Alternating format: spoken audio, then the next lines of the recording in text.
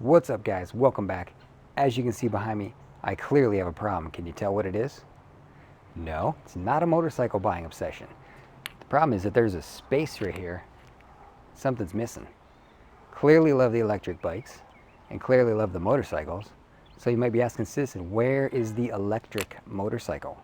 Well, today I'm going to tell you why I don't have one.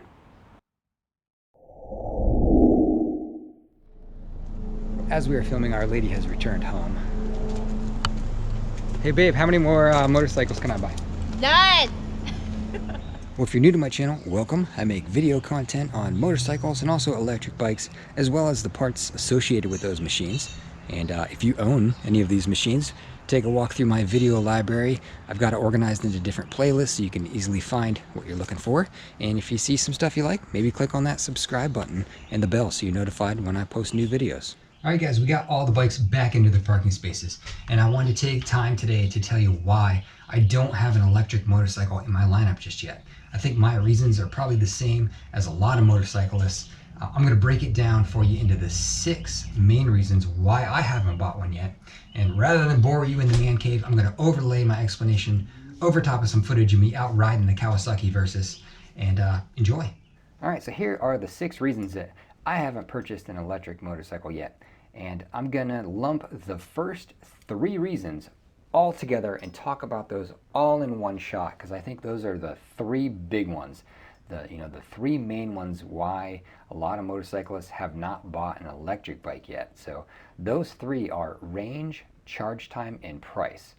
And to illustrate this, I'm gonna use the Zero motorcycles as an example.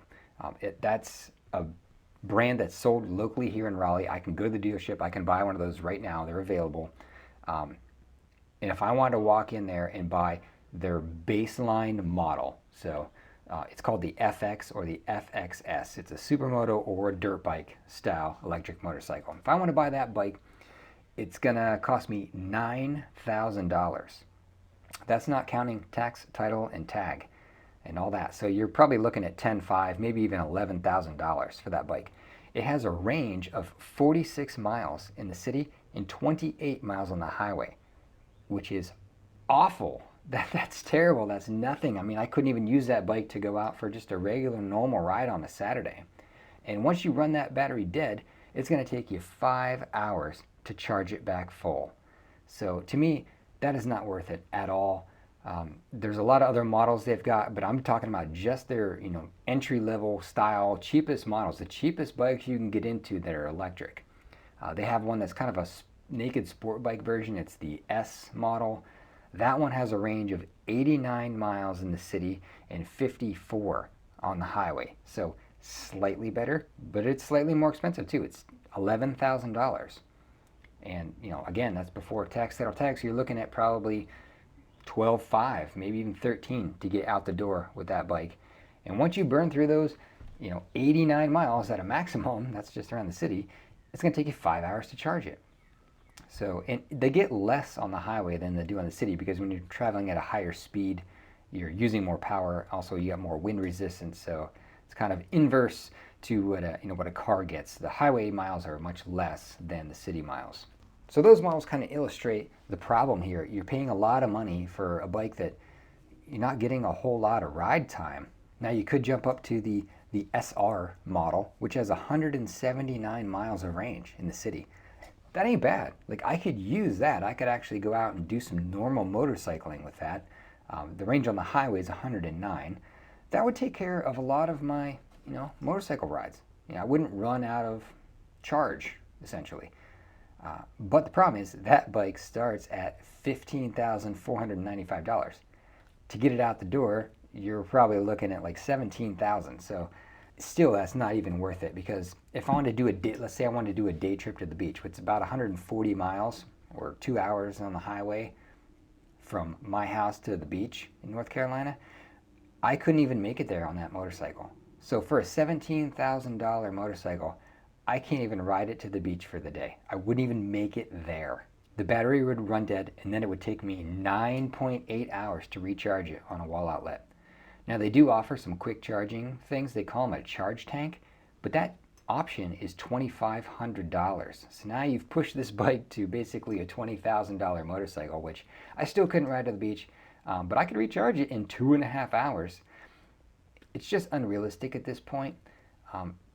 The other option available, I guess, would be the Harley Livewire, but I mean, that's kind of a joke. It has similar range. I think it's 146 city, 95 on the highway. So again, you couldn't ride it very far. And that bike costs $29,000, which is obscene. So I hope that kind of illustrates my point a little bit, where the ranges are short, the charge times are long, and the prices are extremely high. I mean, I don't think that's the thing that kills me right now. It's just the prices. The prices right now are just in the stratosphere for these motorcycles, and it's just not worth it. So that brings me to the fourth reason, which would be that there's no variety of electric motorcycles, at least here in North America. You might have some other options in other parts of the world, but I live in North Carolina, and there's just not a whole lot of options available for us. We've got Zero motorcycles. They have quite a few bikes, but they're, again, all pretty expensive. And we've got the Harley Livewire, which is just obscene on the price. So if you don't want one of those two, then you're relegated to kind of ordering something online and having it shipped to you. I've been doing quite a bit of research on them lately. I know there is quite a few you can order online and have them shipped to your front door. But that leads me into point number 5, which is, your service options are going to be limited. I'm fortunate enough that I do have a Zero motorcycles dealer here in Raleigh-Durham area, where I can go buy one of these, and I assume that they'll service the bike as well.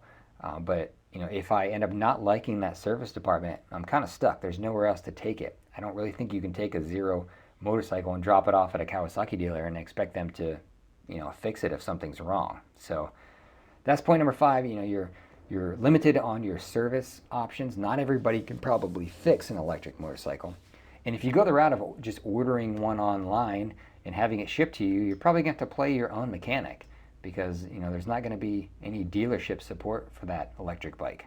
Now, the last thing I'll mention, number 6, one you probably haven't thought of, but to me, an electric motorcycle kind of steals away the essence of motorcycling. I enjoy being out in the wind, and one thing that I really love about it is actually driving the machine. Using the clutch, the throttle, shifting the bike, running it through the gears. Love that. And you don't get that with an electric motorcycle. There's no shifting involved. You just sit on it and twist the throttle. It's kind of like a scooter. So for me specifically, that's a lot of fun of riding a motorcycle, is actually driving the machine. And I'm not going to get that if I buy an electric bike. I'm not saying I'm not interested in it and I won't ever get one. I'm just saying it's missing that piece. And I don't know that I want to spend, between $10,000 and $15,000 on that type of vehicle. So I'm doing the research, guys. I'm looking for something to buy in the future, not looking for an immediate purchase, but I'm leaning more towards the moped style of electric bike. Something that's got pedals on it, but has a lot more power than my Rad Rover. They make a few that go up to 60 miles an hour. You can even juice them up a little beyond that, and they're much cheaper. They're in the $2,000 to $4,000 range. I think that's a much better route. I don't see the point of wasting $10,000, $11,000, $12,000, $13,000 on these electric motorcycles that really aren't worth it, frankly. Just want to let you know where I stand on the electric motorcycle front right now. If you guys know of a bike out there that I am able to get here in North America that I might have overlooked or I'm not considering, has some strong dealer support, has a decent range for a decent price, let me know in the comments. Put it in the comments. I'd be happy to check it out. Maybe you'll bring something to my attention that I haven't seen yet. Well, I hope you enjoyed my list of reasons why I haven't bought the electric bike yet. Let me know in the comments if you agree or disagree. Consider hitting that subscribe button, ringing the bell. Give me a thumbs up. That way YouTube will share my content with others. And I hope you enjoyed, and thanks for watching.